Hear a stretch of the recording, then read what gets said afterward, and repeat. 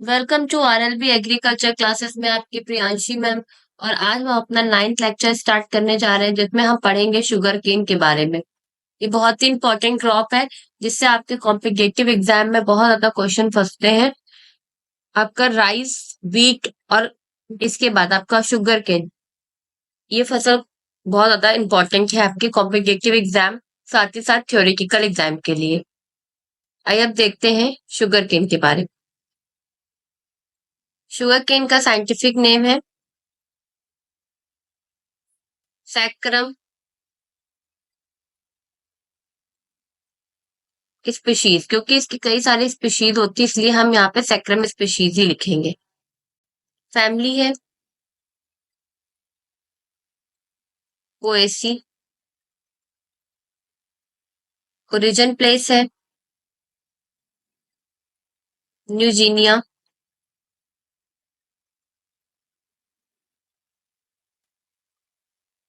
या कहीं कहीं आपको इसको देखने को मिलेगा Indo Burma. Chromosome number 2n18, अलग अलग स्पीशीज का अलग अलग क्रोमोसोम नंबर होगा। तो ये थे शुगर केन के बारे में कुछ बेसिक चीजें। इसके बाद हम इसलिए देख लेते हैं characteristics of different sugar cane. अलग अलग शुगर केन को किस किस नाम से जानते हैं और उसका क्या क्या करेक्टरिस्टिक्स होता है। पहला है हमारा सैक्रम ऑफिसिनरम,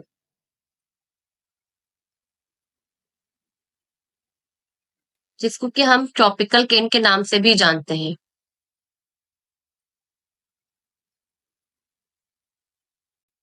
अगर इसकी बात करें तो ये जो केन होता है ये काफी थिक होता है एंड जूसी, जूस से भरा हुआ होता है। और नॉर्मल चबाने के पर्पस के लिए इसका इस्तेमाल किया जाता है, गुड फॉर च्यूइंग पर्पस।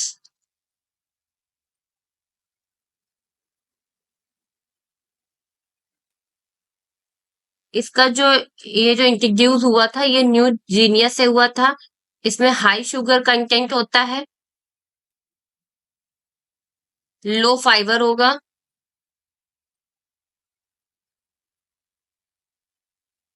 और इसको हम ऑल्सो नोन एज नोबल केन के नाम से भी जानते हैं। आपके एग्जाम में पूछा जाता है कि नोबल केन कौन से केन को कहते हैं, तो सैक्रम ऑफिसरम को हम नोबल केन ट्रॉपिकल केन के नाम से जानते हैं। इसका वाइडली कल्टीवेशन किया जाता है हमारे इंडिया में। इसका जो स्टॉक होता है जिसको डंठल कहते हैं वो बहुत ज्यादा थिक होता है, थिक स्टॉक। इसका क्रोमोसोम नंबर जो है वो है आपका 2n18। इसके बाद बात करते हैं हम सैक्रम बारबाडेंस, बारबरी या बारबाडेंस का। इसको हम इंडियन केन के नाम से जानते हैं। ये पूछा जाता है कि कौन सा ट्रॉपिकल केन है, कौन सा नोबल केन है, कौन सा इंडियन केन है। ये नॉर्थ ईस्ट इंडिया से इंट्रोड्यूस हुआ था। अर्ली मेच्योरिटी होती है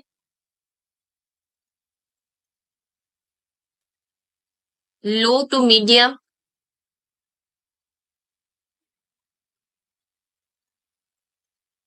इसमें सुक्रोज कंटेंट होता है, low to medium sucrose content.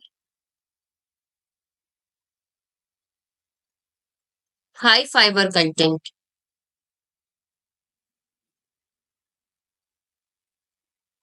High fibre content, also called Indian cane. हमने ऊपर ही डिस्कस कर लिया है कि इसको इंडियन केन के नाम से जानते हैं। इसका क्रोमोसोम नंबर होता है 2n82, 124। जैसे अगर डबल करेंगे तो 124 हो जाएगा। तीसरा है हमारा species sacrum sinensis,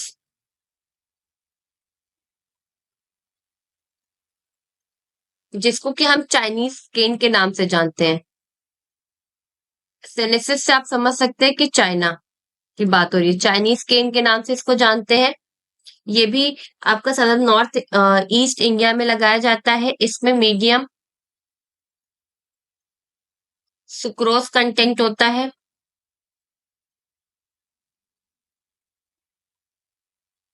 medium and early maturity.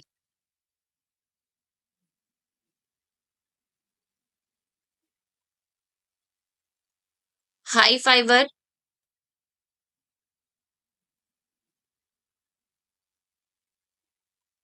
Content. Thin and long stock.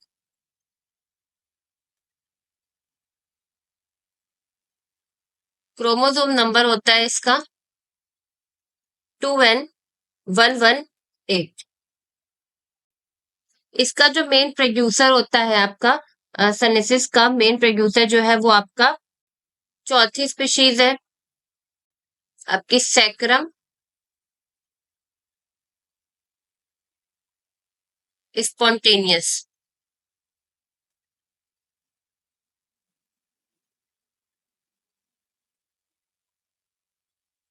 ये जो होता है इसमें लो सुक्रोज कंटेंट होता है और हाई फाइबर होता है।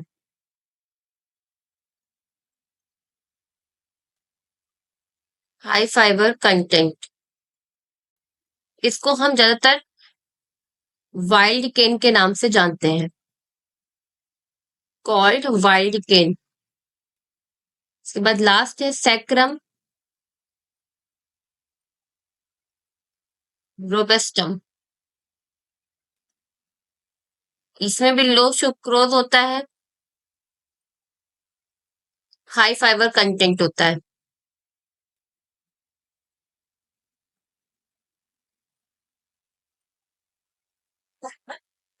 अगर हम बात करें कि जो आपका सैक्रम वर्ड है, ये शब्द, ये जो शब्द है ये हमारा संस्कृत भाषा से लिया हुआ है। बहुत ज्यादा पूछा जाता है एग्जाम में कि सैक्रम शब्द है वो कौन सी भाषा का है, तो ये आपका संस्कृत से लिया है जिसका मतलब होता है शुगर। अगर हम इंडिया में देखें जो टेक्सटाइल के बाद सबसे ज्यादा जो लार्जेस्ट इंडस्ट्री का काम जो चल रहा है वो आपका शुगर का ही है। सबसे ज्यादा चीनी मिल आपके इंडिया में टेक्सटाइल के बाद शुगर केन के ही पाए जाते हैं। वर्ल्ड की बात करें तो वर्ल्ड में लगभग 78.2% शुगर का प्रोडक्शन अकेला शुगर केन के माध्यम से होता है। इसके जो इन्फ्लोरेसेंस होते हैं उसको हम कहते हैं इन्फ्लोरेसेंस कॉल्ड एरो। ये बहुत ज्यादा कॉम्पिटिशन में पूछा जाता है इसलिए इसको ध्यान दीजिएगा कि इसके इन्फ्लोरेसेंस को हम एरो के नाम से जानते हैं। ये जो प्लांट है ये C4 प्लांट होता है। C4 प्लांट पेरिनियल प्लांट होता है ये।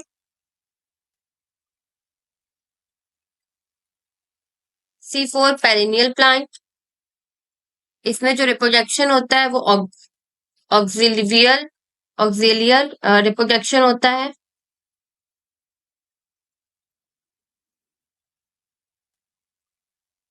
और अगर इसके रूट सिस्टम की बात की जाए तो इसका दो तरह का रूट सिस्टम होता है।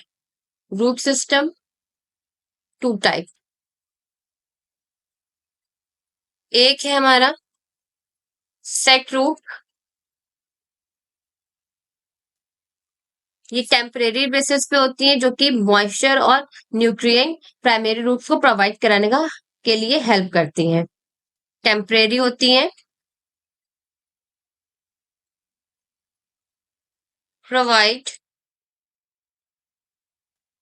मॉइस्चर एंड न्यूट्रिएंट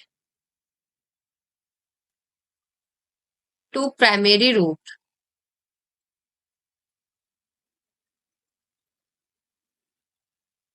इसके बाद है तो फर्स्ट हो गया, दूसरा है हमारा शूट रूट। ये परमानेंट होती है जिसका काम क्या होता है, प्रोड्यूस करता है लोअर रिंग्स, जो lower notes of shoot rings बनता है नोड्यूल्स का फॉर्मेशन करने में ये हेल्प होता है। परमानेंट होती है ये।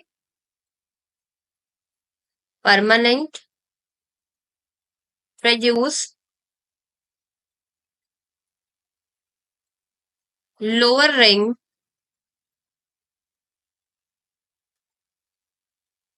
Of lower notes of shoot.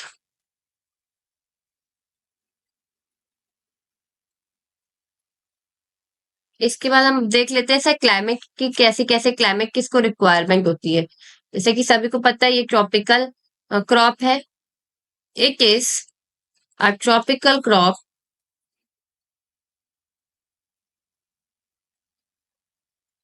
required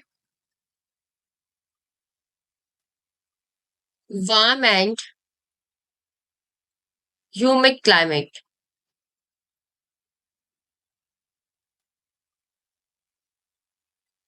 अगर इसके सोइंग के लिए बेस्ट क्लाइमेटिक कंडीशन की बात की जाए तो वो आपका साउथ इंडिया का जो पोर्शन है वहां पे इसका जर्मिनेशन बहुत अच्छा होता है। Best climate condition is south India.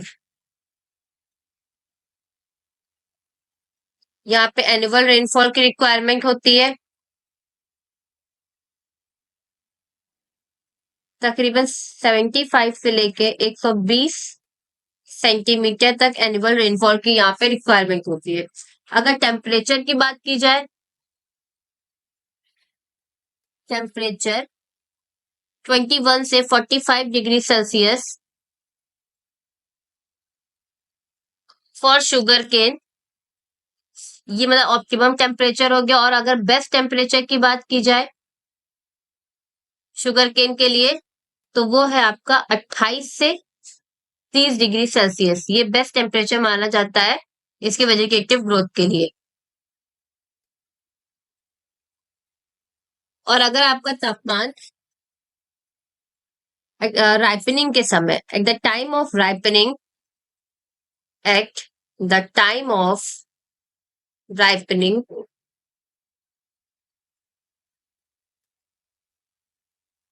Low sugar low temperature, अगर लो टेम्परेचर होगा लगभग 18.6 डिग्री सेल्सियस से भी कम होगा तो क्या होगा जैसे जैसे देन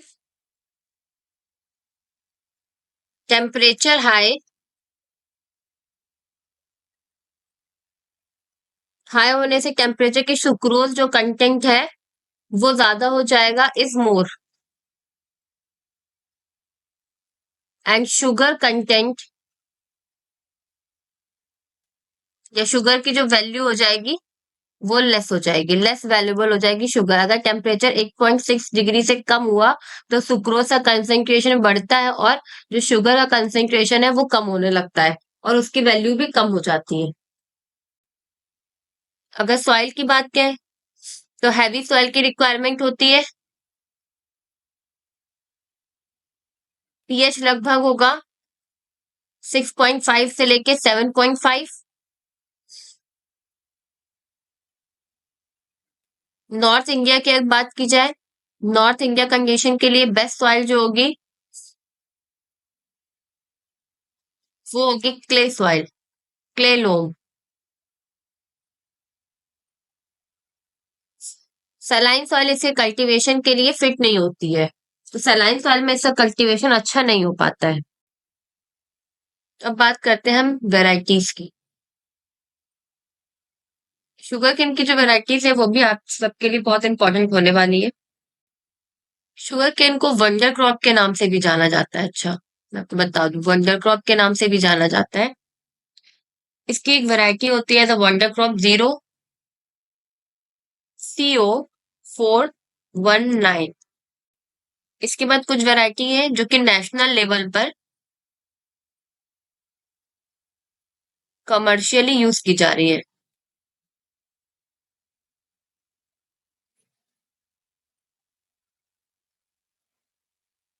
जैसे कि CO पंथ 85004, ये वैरायटी जो है ये अर्ली वैरायटी है। इसके बाद है CO पंथ 86032, ये मिड लेट है।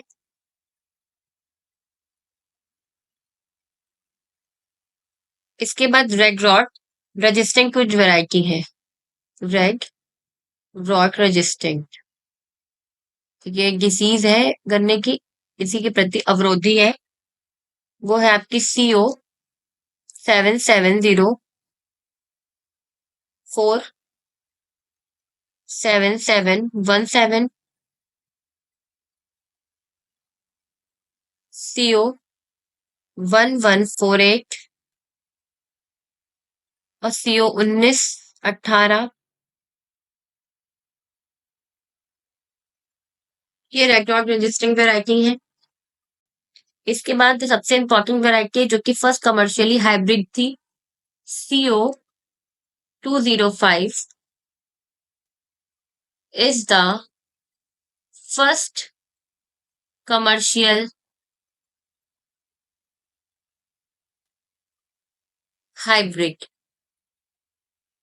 वैरायटी जो कि रिलीज की थी बाय CA बाबर।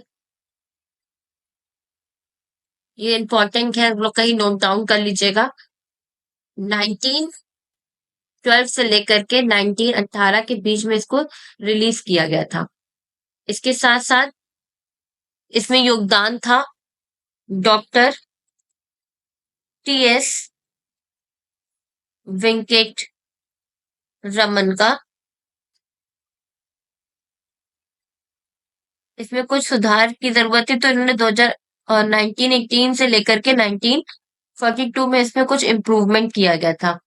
ये जो वैरायटी थी ये आपकी प्रोड्यूस हुई थी शुगर केन ब्रिजिंग इंस्टीट्यूट, जो कि आपके कोयम्बटूर में है। SBI के नाम से इसको जाना जाता है। प्रोड्यूस बाय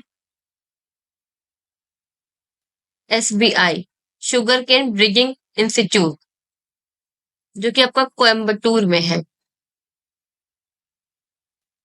इसे जितनी भी वैरायटी वहां से निकली है उनके आगे CO लिखा हुआ आपको दिख जाएगा। और जो आपके TS वेंकट रमन है, इनको शुगर केन का विजट के नाम से भी जाना जाता है। He is also known as sugar केन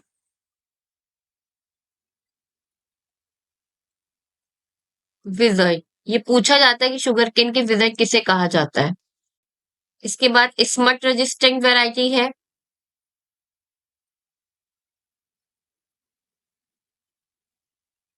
जिसका नाम है CO 527 CO 49। फिर है आपकी प्रताप गन्ना 1,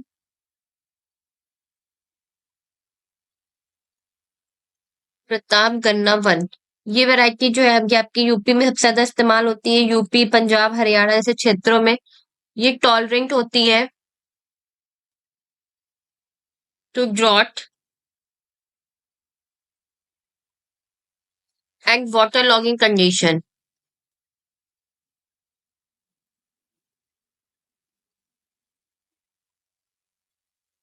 साथ ही साथ गुड रैकून के तौर पे भी इसको इस्तेमाल करते हैं।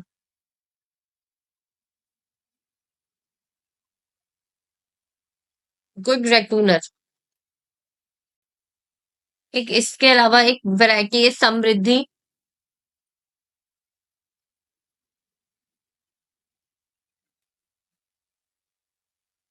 ये वैरायटी भी आपकी टॉलरेंट है, ड्रॉट के प्रति गुड रैकूनर है और इसका गुड़ बहुत अच्छा बनता है। जगरी क्वालिटी के लिए ये बहुत अच्छी है। Good for जगरी।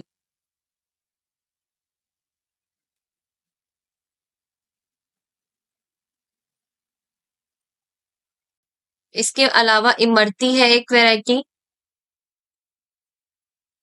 ये आपकी अच्छी है रैकून पर्पस। इसकी यील्ड बहुत अच्छी होती है, इसकी यील्ड लगभग 65.87 टन पर हेक्टेयर ऑब्टेन हुई है। इसके अलावा स्वीटी है, हरियाणा गंगा 109 है। ये कुछ और वैरायटीज भी है जो कि आपकी शुगर केन की इंपॉर्टेंट वैरायटीज के तौर पे जानी जाती है। इसके बाद हम इसका सीग्रेट की बात कर लेते हैं। सीग्रेट कहिए या फिर सेट रेट, क्योंकि इसके सेट्स लगते हैं। थ्री बर्डेड, जिसके 3 आंखें होती हैं, जिसके मतलब सेट्स में 3 आंखें रहेंगी, थ्री बर्डेड, तो उसके लिए हमें रिक्वायरमेंट होगी 35,000 से 45,000 सेट्स पर हेक्टेयर। इसके अलावा अगर टू बर्डेड होगा तो उसके लिए हमें चाहिए होगा 80,000 सेट्स पर हेक्टेयर। ज्यादातर हम थ्री बर्डेड ही इस्तेमाल करते हैं। वन बर्डेड के लिए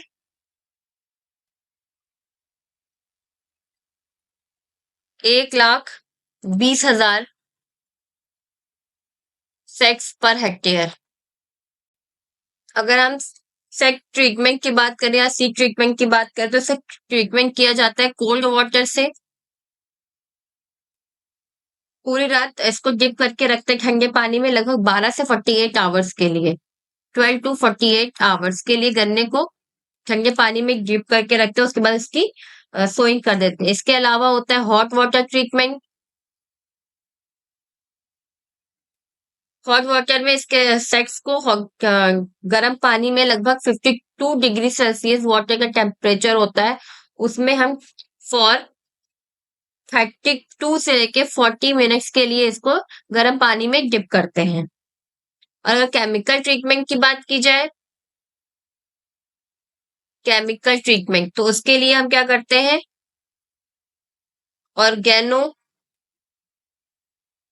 मर्क्यूरियल का इस्तेमाल करते हैं, जिसको कि हम एगिलाल बोलते हैं।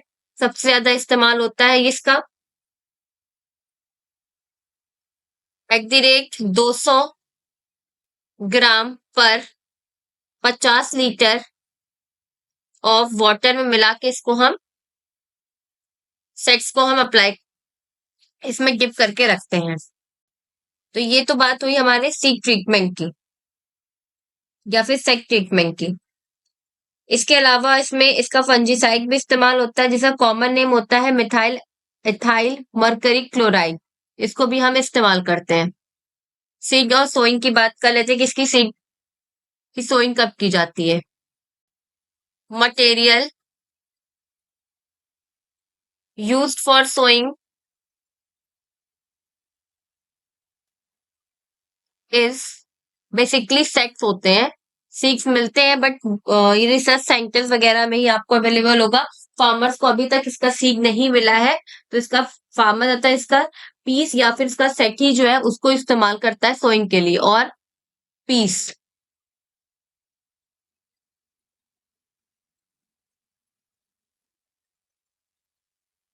गन्ने का टॉप 1/3 पोर्शन जो है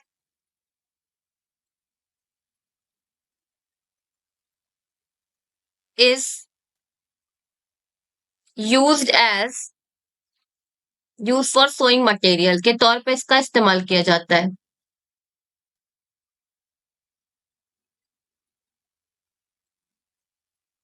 ऐसा इसलिए करते हैं क्योंकि वो पोर्शन जो होता है वो इनमेच्योर होता है और उसमें हाई ग्लूकोज कंटेंट होता है, जो कि जर्मिनेशन के लिए बेस्ट है। हाई ग्लूकोज कंटेंट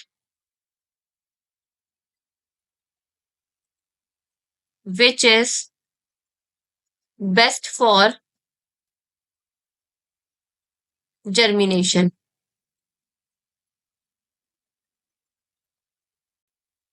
अगर इसके बाद हम बात करते हैं टाइम ऑफ प्लांटिंग और इसकी स्पेसिंग, तो अलग अलग सीजन में इसको अलग अलग टाइम पे इसको लगाया जाता है। Time of planting and spacing. तो पहला है अर्धसाली।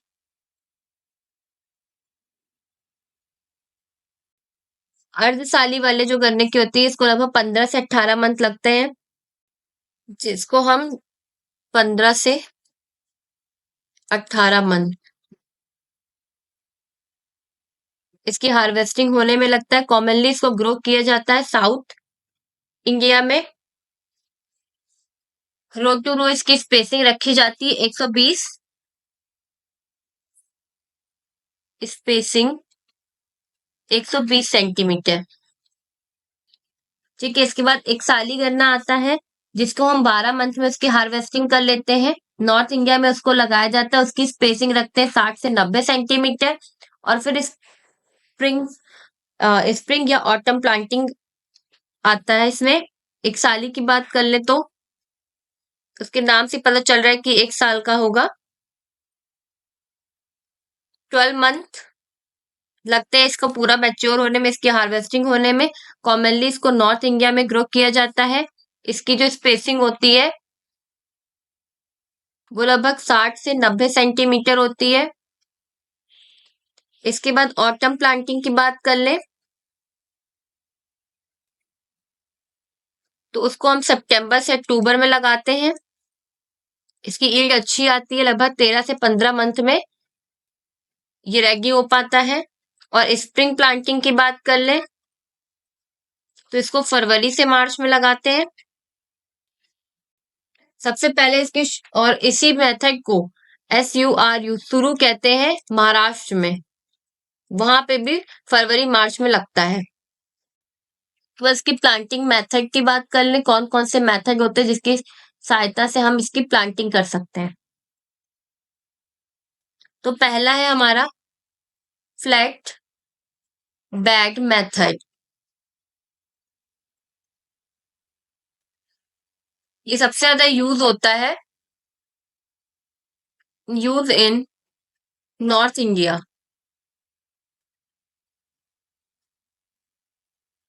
नॉर्थ इंडिया में यूज होता है। इसमें शैलो फरो बनाई जाती है, शैलो फरो एट 75 से लेके 90 सेंटीमीटर की स्पेसिंग के तौर पे, मतलब एक फरो से दूसरी फरो की जो दूरी होती है वो 75 से या 90 सेंटीमीटर की स्पेसिंग रखते हैं। स्पेसिंग विद 8 से 10 सेंटीमीटर डेप्थ, गहराई इसकी 8 से 10 सेंटीमीटर के आसपास होती है। इसके बाद हम बात कर लेते हैं रिजेस एंड फरो मेथड की। रिज एंड फरो, ये मेथड आपका इस्तेमाल होता है ईस्ट यूपी में, used in east UP and south India.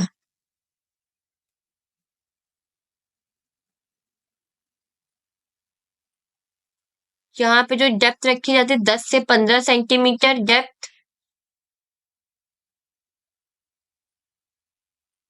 और इसको हम एंड टू एंड मेथड के नाम से भी जानते हैं।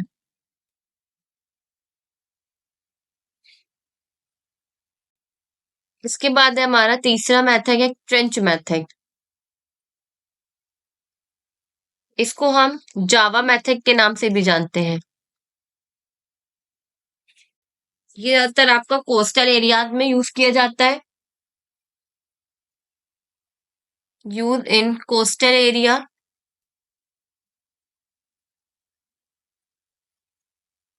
इसमें जो गहराई होती है वो लगभग यू शेप की होती है, डीप यू शेप्ड एट 75 से 90 सेंटीमीटर स्पेसिंग विद 20 से 25 सेंटीमीटर डेप्थ के साथ इसमें रखा जाता है। इसके बाद हम बात करते हैं रिंग पिक मेथड।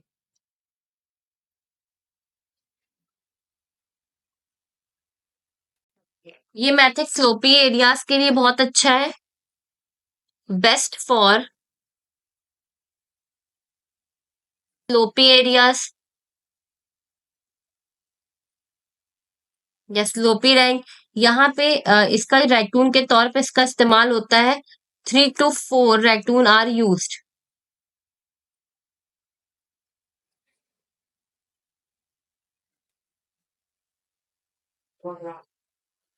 यहाँ पे जो सेट्स होते हैं उनको हम पिक में लगाते हैं, गड्ढा करके लगाते हैं। सेट्स आर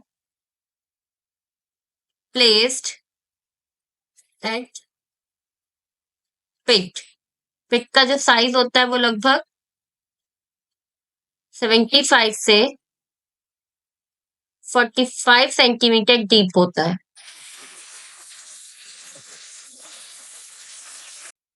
इस मेथड को also known as mother shoot के नाम से भी जानते हैं। Mother shoot method. आप सबके लिए एक बहुत ही प्यारी अनाउंसमेंट है बच्चों।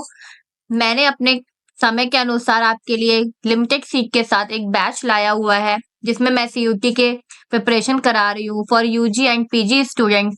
उसमें मैं आपके लिए रिकॉर्डेड लेक्चर्स लेके आई हूँ, लाइव क्लासेस भी रहेंगे, मॉक टेस्ट, और आपके आपके लिए कुछ पीडीएफ भी रहेंगे जो आपको बहुत ज्यादा हेल्प करेंगी, और 1-to-1 इंटरेक्शन भी रहेगा।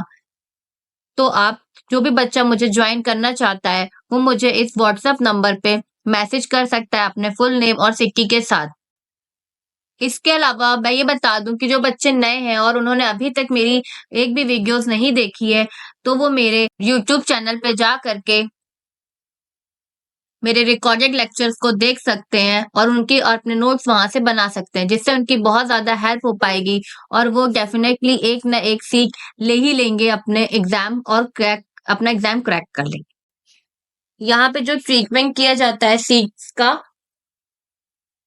वो कार्बेंडाजिन से होता है। कार्बेंडाजिन इज यूज्ड फॉर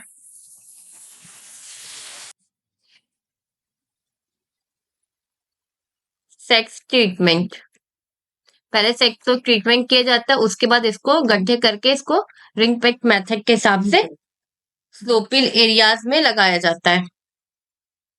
इसके बाद है ट्रांसप्लांटिंग पॉलीबैग रेस सेटिंग। पांचवा है ट्रांसप्लांटिंग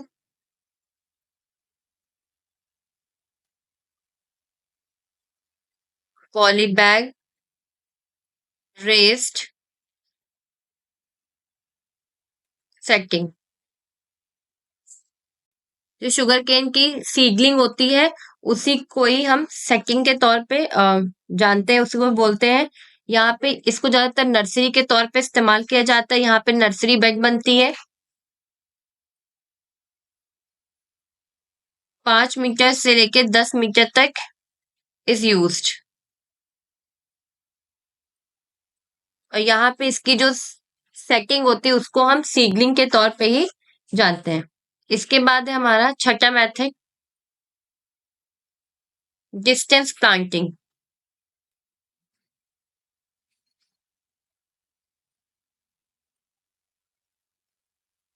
ये डेवलप हुआ था आईआईएसआर लखनऊ से।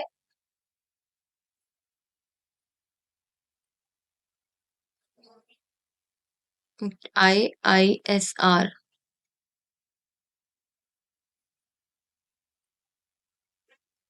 सिंगल सिंगल सीडेड सेक्स होते हैं यहाँ पे, single budded setts used, single budded setts are planted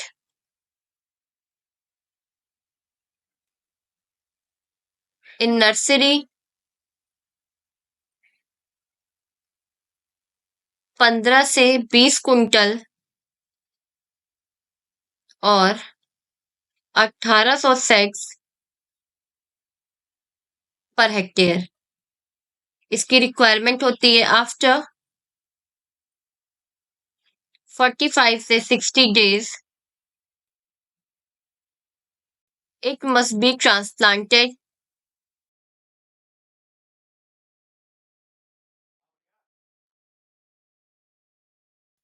in main field। 45 से 60 दिनों बाद, 60 डेज के बाद हम इसकी मेन फील्ड पे ट्रांसप्लांटिंग कर देते हैं। इसके बाद है हमारा STP, spaced transplanting method.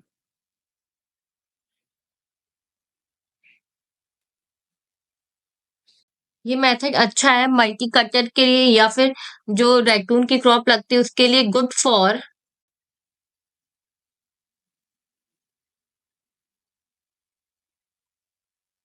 For मल्टीपिलर्स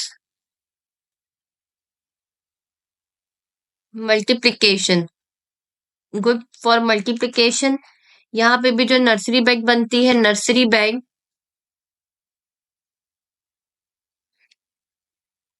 वो लगभग 5 मीटर से लेकर के 10 मीटर इज यूज्ड। इसके बाद है 8वां मेथड अलिंगन method.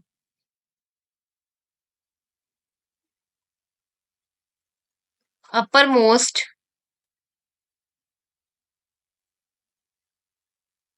notes are collected while stripping the cane of crusting।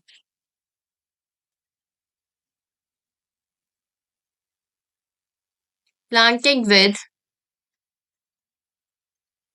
wheat in row after every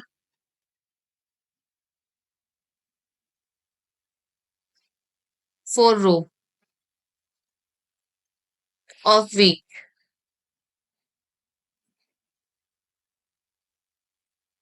90 centimetre से लेके 50 सेंटीमीटर की स्पेसिंग रखी जाती है। जैसे यहाँ पे मल्टी पहले से ही बात होगी कि यहाँ पे अपर मोस्ट जो नोट्स होती है उनको कलेक्ट कर लिया जाता है फैलने से पहले। तो इसकी जो सोइंग की जाती है वो गेहूं की फसल के साथ की जाती है। हर 4 रो के बाद इसको लगाते हैं लगभग 90 सेंटीमीटर से 50 सेंटीमीटर की डिस्टेंस पे। तो इस मेथड को हम अलाइन मेथड के नाम से जानते हैं। इसके अलावा भी कुछ मेथड्स होते हैं जैसे कि FIRB। इसका नाम होता है पूरा फुल फॉर्म है फरो इरिगेटेड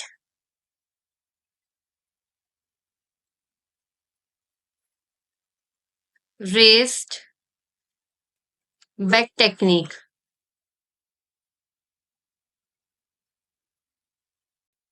यहाँ पे वही 3 रो लग जाती है वीक की। मंथ ऑफ नवंबर में इसको करते हैं। प्लांटिंग डिस्टेंस होती है लगभग 80 से 85 डिस्टेंस।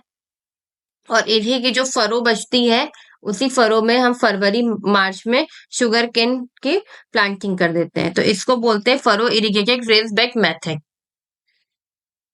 इसके अलावा होता है एक मेथड सैबलिंग मेथड या फिर spouting method.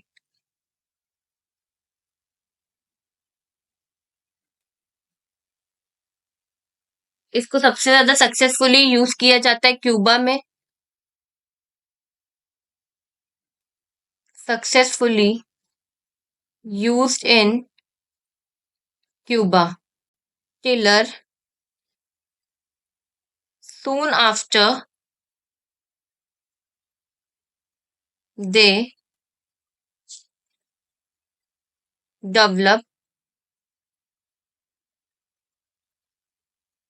their own root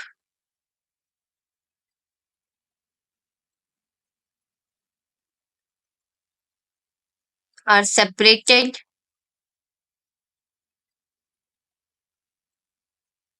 from mother part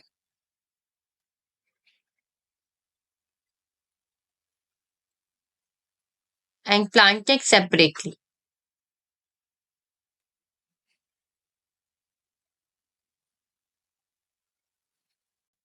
इसके अलावा है रैगून्स या रंगून्स मेथड। इसका मतलब होता है means develop cane shoot with single sprouted but इसका जो सक्सेस रेट था वो काफी लो था और ये इंडिया में यूज नहीं किया जाता क्योंकि ये काफी ज्यादा कॉस्टली पड़ता है। इसमें क्या करते हैं, top of cane with axillary bud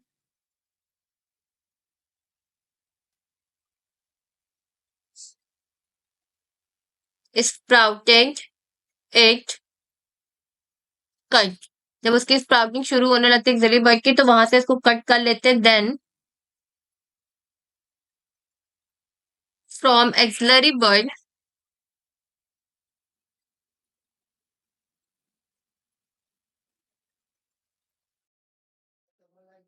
separated single bud sac and grown into transplanting on ridges।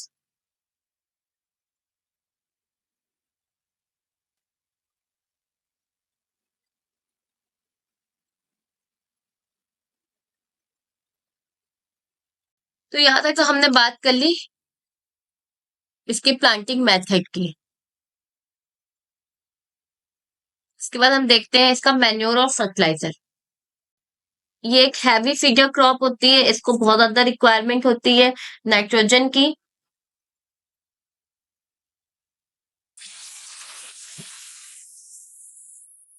Heavy feeder crop,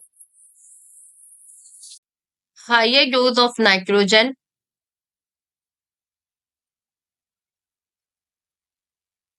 during ripening stage. Nitrogen की रिक्वायरमेंट होती है 120 से 150 केजी पर हेक्टेयर, जो कि 3 स्प्लिट डोजेस में दिया जाता है। पहले प्लांटिंग के समय इसका 1/3 पार्ट दे लेते हैं, दूसरा 2/3 इसका दो दो इक्वल डोजेस में करते हैं टिलरिंग और ग्रैंड ग्रोथ स्टेज पे। फिर इसका P2O5 देते हैं 80 केजी और K2O5 60 केजी। कभी कभी इसमें सल्फर भी देते हैं 40 से 60 केजी और जिंक भी। और FYM तो हर क्रॉप में पड़ता ही है 10 से 15 टन पर हेक्टेयर। अगर नॉर्मल सॉइल की बात की जाए तो उसमें बेस्ट सोर्स जो होता है नाइट्रोजन का वो आपका अमोनियम सल्फेट होता है। और सलाइन सॉइल की बात की जाए एसिडिक सॉइल की तो हम उसमें कैन फर्टिलाइजर का इस्तेमाल करते हैं, जिसे हम किसान खाद के नाम से जानते हैं। इन एसिडिक सॉइल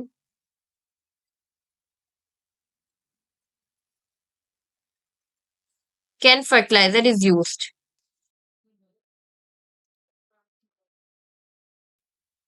जिसे हम किसान खाद कहते हैं। बायो फर्टिलाइजर्स में जो इस्तेमाल होता है उसका नाम होता है एजेक्टोबैक्टर।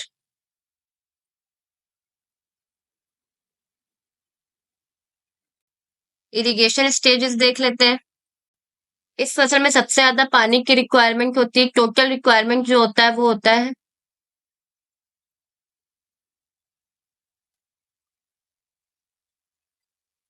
200 से 250 सेंटीमीटर इसमें पानी की रिक्वायरमेंट होती है। क्रिटिकल जर्मिनेशन जो इसकी स्टेज होती है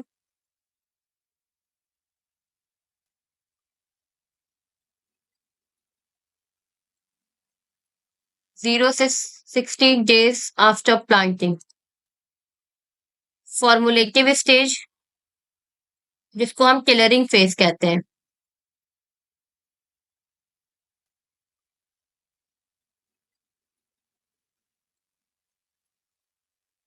जहाँ पे मैक्सिमम रिक्वायरमेंट होती है वाटर की इस स्टेज में 60 से 130 डेज आफ्टर प्लांटिंग। फिर है ग्रैंड ग्रोथ फेज। यहाँ पे 130 से लेके 250 डेज आफ्टर प्लांटिंग इतना पानी की रिक्वायरमेंट होता है, और ये इस अवस्था में आती है। समर में लगभग 8 से 10 दिन बाद इसमें रिक्वायरमेंट होती है पानी की। फिर लास्ट है मैच्योरिटी स्टेज, 250 से 365 डेज आफ्टर प्लांटिंग। विंटर में हर 15 दिन में इसको पानी दिया जाता है। सबसे बेस्ट मेथड होता है इरिगेशन का यहाँ पे फरो मेथड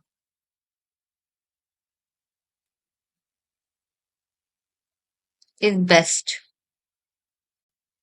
वीट मैनेजमेंट, अगर हम वीट की बात करें तो ये शुगर केन में आपकी सबसे ज्यादा सीवियर प्रॉब्लम होती है due to it wider row spacing.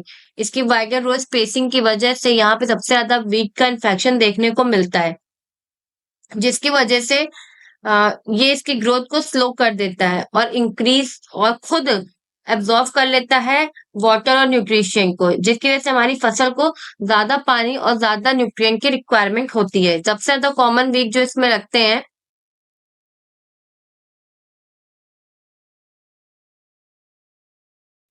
वो है साइनाटॉन, डेक्टालॉन, इसके बाद है साइप्रस रोटेंडस,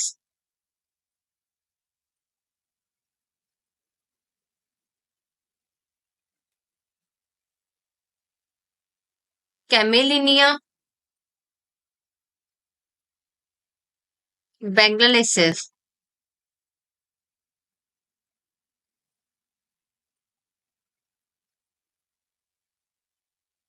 इसके अलावा है कोसिनिलिया इंडिका, स्ट्रीगा स्पीशीज,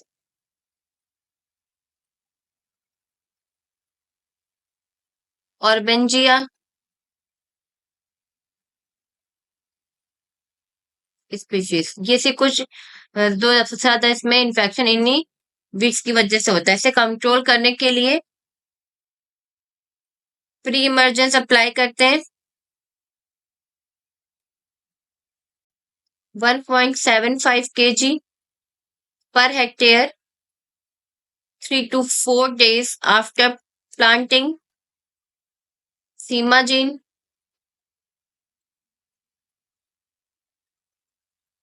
अल्ट्राजीन, एलाक्लोर।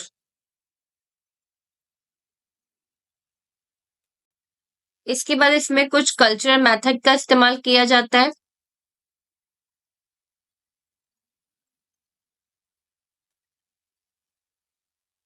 जैसे कि पहला मेथड है ब्लाइंड होइंग, हिंदी में से हम अंधी गुड़ाई के नाम से जानते हैं।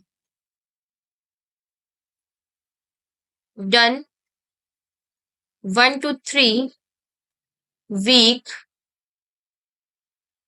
आफ्टर सोइंग, सोइंग के 1 से 2 हफ्ते बाद इसे हम करते हैं। कहीं किसी किसी किताबों में आपको 1 से 2 हफ्ते मिलेंगे, किसी में 103, 1 से लेके 3, किसी में 1 से लेके 2 वीक मिलेंगे आफ्टर सोइंग। ये एक इम्पॉर्टेंट प्रैक्टिस होती है जो शुगर केन में की जाती है।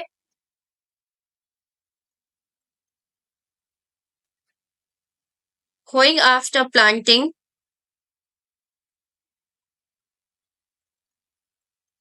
एंड बिफोर क्रॉप इमर्जेंस,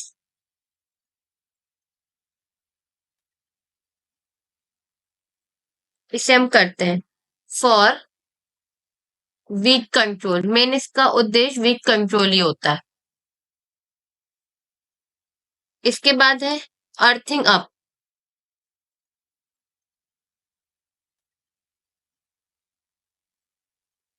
ये हमारा ज्यादातर शुगर केन, आलू और आपका ग्राउंड नट, इन्हीं 3 क्रॉप्स में इसको किया जाता है। इसके भी 2 मेथड होते हैं, एक पार्शियल अर्थिंग अप होता है, दूसरा पार्शियल अर्थिंग अप होता है। पहला मेथड पार्शियल अर्थिंग अप, इसको क्यों करते हैं? To cover the fertilizer, to cover the fertiliser,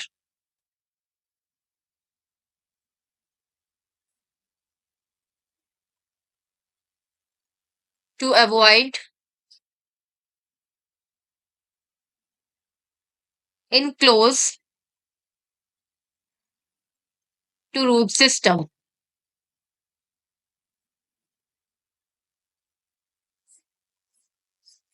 इसी में दो मेथड होते हैं, फुल अर्थिंग अप और wet earthing up. Full earthing up जो होता है वो फाइनल मैन्योरिंग के टाइम पे ही किया जाता है, और वेट में लगभग 6 महीने बाद, जबकि 6 मंथ की आपकी फसल हो जाती है उस समय करते हैं। फुल अर्थिंग अप में देख लेते हैं क्या होता है। Full earthing up done after final manuring 90 से 120 डेज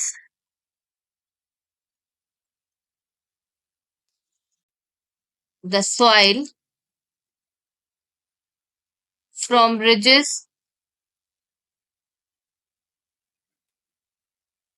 is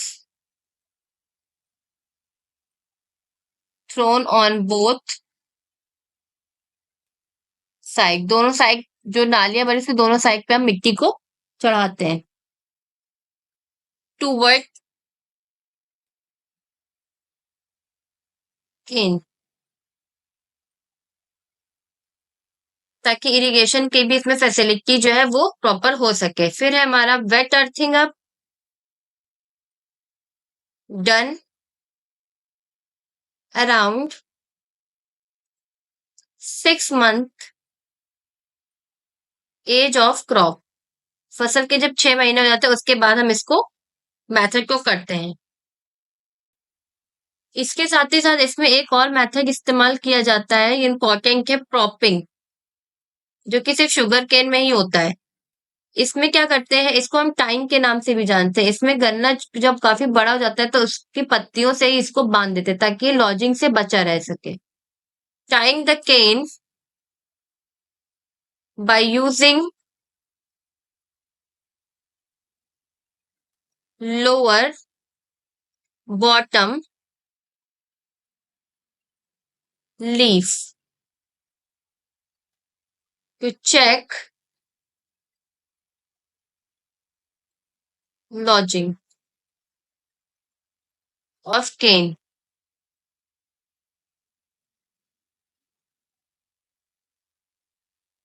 इसकी वजह से वीट की जो समस्या है वो दूर नहीं होती, खाली उसको गिरने से ही हम रोक पाते। कुछ और कल्चरल मेथड होते हैं जैसे कि क्रॉप की lodging,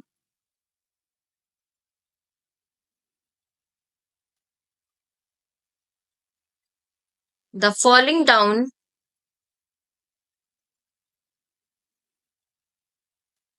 of crop due to strong wind.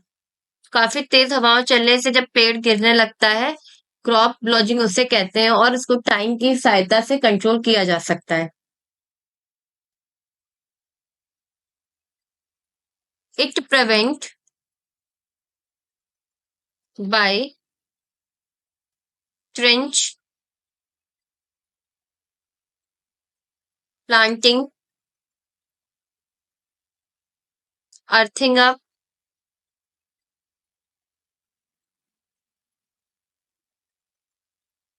Cropping, इन सारी सहायता से इसको हम कंट्रोल कर सकते हैं। इसके बाद इसकी हार्वेस्टिंग देख लेते हैं। गन्ने की हार्वेस्टिंग तो वैसे सभी जैसे हर फसल की होती है उस तरीके से होती है, लेकिन इसमें ये चीज, इसमें इसकी मैच्योरिटी मेजर करने के लिए दो पैरामीटर्स होते हैं। एक पहला है हमारा ब्रिक्स रेशियो, काफी ज्यादा पूछा जाता है। इसमें क्या होता है, ये कंसीडर करता है, consider cane maturity, by using refractometer.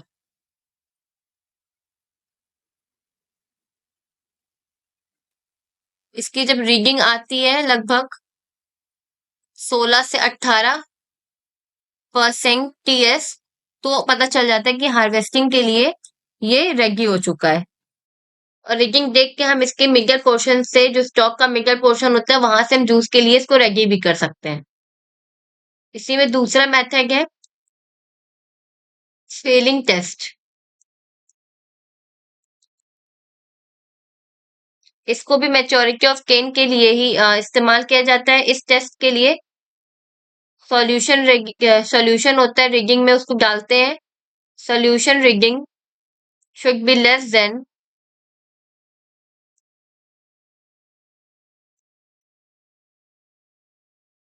Juice निकाल लेते हैं और उसमें, उसके जूस में हम ये फेलिंग टेस्ट को अप्लाई करते हैं। अगर सॉल्यूशन की रीडिंग 0.15% से ग्लूकोज का कंसेंट्रेशन कम होता है, तो हम इसकी मेच्योरिटी को पता लगा सकते हैं कि ये मेच्योर हो चुकी है फसल। इसमें क्या होता है कि इसकी जब पत्तियां पूरी तरीके से येलो पड़ने लगेंगी और प्लांट काफी मजबूत हो जाएगा, तो इसकी हार्वेस्टिंग कर देंगे। Leave become yellow and plant stop growth. Cane को बजा के देखेंगे तो अलग से मेटेलिक साउंड आएगा। केन प्रोड्यूस मेटेलिक साउंड। यील्ड की बात करें तो लगभग 60 से 70 टन पर हेक्टेयर इसकी यील्ड आती है। ब्राजील जो सबसे बड़ा इसका लीडिंग स्टेट है, मेन प्रोड्यूसर है, वहां पे इसकी जो यील्ड देखी गई है वो 7.1 मिलियन ऑफ टन। ये 2002 का डाटा है, सॉरी 2020 का डाटा है ये। 757.1 मिलियन टन इसकी यील्ड है। इंडिया में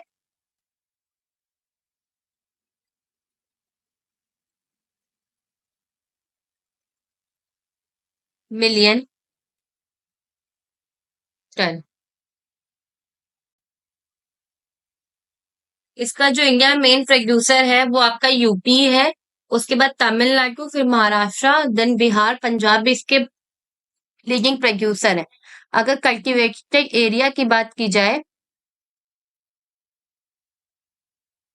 तो वो लगभग इंडिया में 4.4 lakh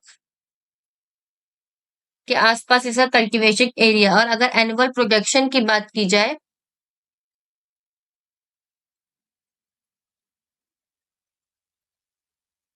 170 metric ton per year.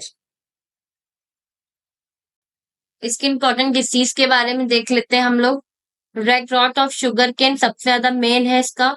इसमें स्मट और सेक्स रॉट, जिसे पाइनएप्पल डिजीज के नाम से भी जानते हैं, शुगर केन मोलिसिस, ग्रासी शूट, ये काफी सारी बीमारियां जो है वो इसमें लगती हैं।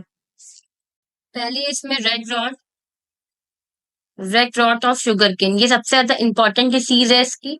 इसमें क्या होता है कि जो इससे एक्सटर्नल सिम्टम, पहले इसका कॉजल ऑर्गेनिज्म देख लेते हैं।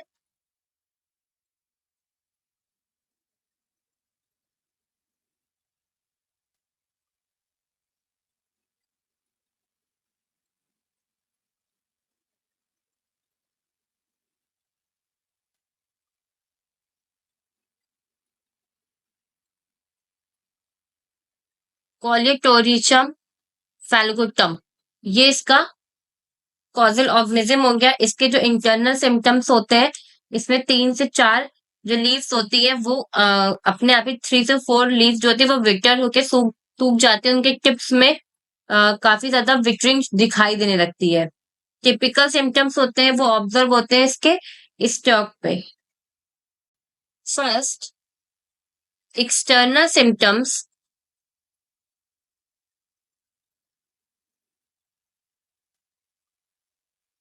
a pair mostly on 3 to 4 leaves which wither away at the tip along the margin.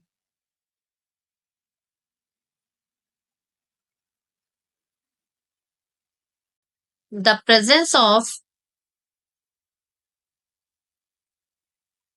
crosswise white patch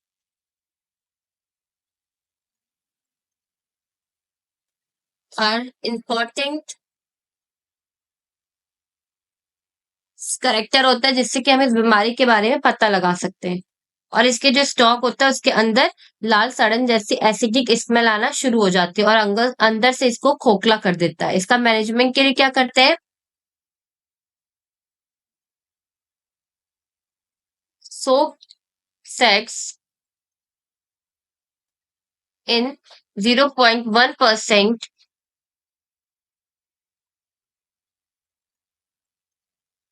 कार्बेंडाजिन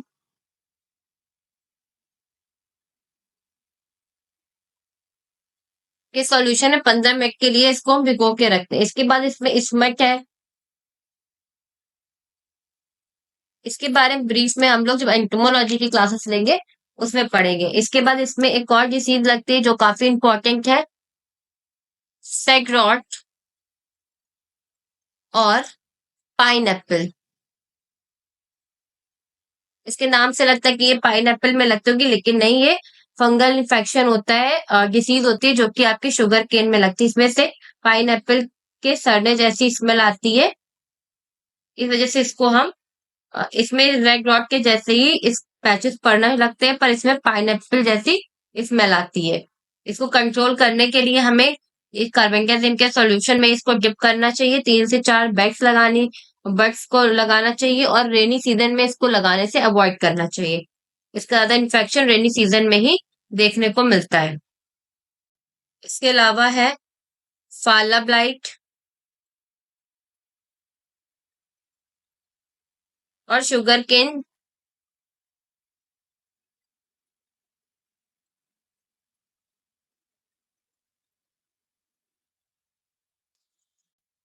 Fiji. ये एक वायरल डिसीज होती है। इसकी पेस्ट की बात कर ले,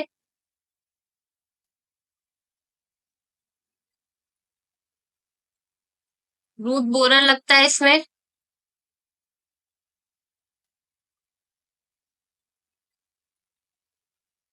टॉप बोरर,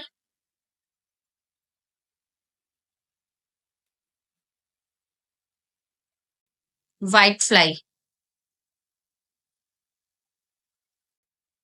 इसके अलावा sugar cane, hopper, root borer का इन्फेक्शन इसमें ज्यादा देखने को मिलता है और आपका पॉट बोरर का, ये दोनों काफी इंपॉर्टेंट है। इसके पेस्ट मेजर पेस्ट है। अब इसके बाई प्रोडक्ट की बात कर ले, तो इसके बाई प्रोडक्ट में पहला है bagasse. It is fibrous residues of cane stalk left after crushing. जो मतलब हम इसका जूस निकालने के बाद, उसको एक्सट्रैक्ट करने के बाद जो इसका स्टॉक का पोर्शन जो बचता है उसको हम बाइगेसिस के तौर पे इस्तेमाल करते हैं। Stock left after crushing and extraction of juice.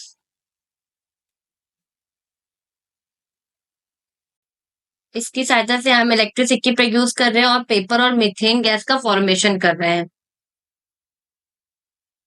Utilise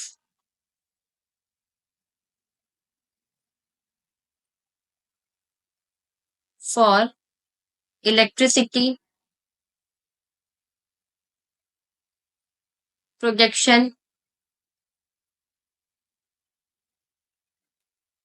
paper making,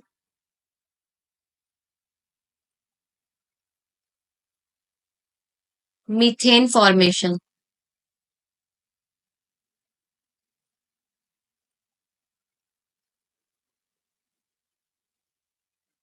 इसके बाद है मोलेसिस।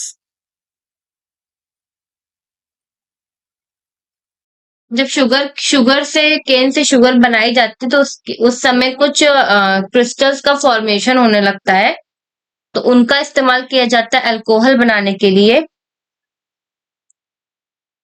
अल्कोहल एंड उससे रिलेटेड जो भी प्रोडक्ट होते हैं उसमें इस्तेमाल किया जाता है। और इसका इस्तेमाल हम अदर कुछ कंट्रीज में कर रहे हैं एज अ रॉ मैटर के तौर पे, और इसको फीड के तौर पे चारे को भी खिलाया जाता है। इसके साथ साथ इसका एक फर्टिलाइजर होता है जिसे हम प्रेस मड कहते हैं। ये सिर्फ शुगर केन में इस्तेमाल किया जाता है और किसी भी क्रॉप में इसको इस्तेमाल नहीं करते हैं, क्योंकि इसमें बहुत ज्यादा लाइम कंटेंट होता है। एसिडिक सॉइल के सुधार के लिए इसको इस्तेमाल करते हैं। और इसका ड्रॉबैक ये होता है कि ये रिड्यूस कर देता है filtration of sugar cane juice. Use किया जा रहा है यूज एज सॉइल फर्टिलाइजर,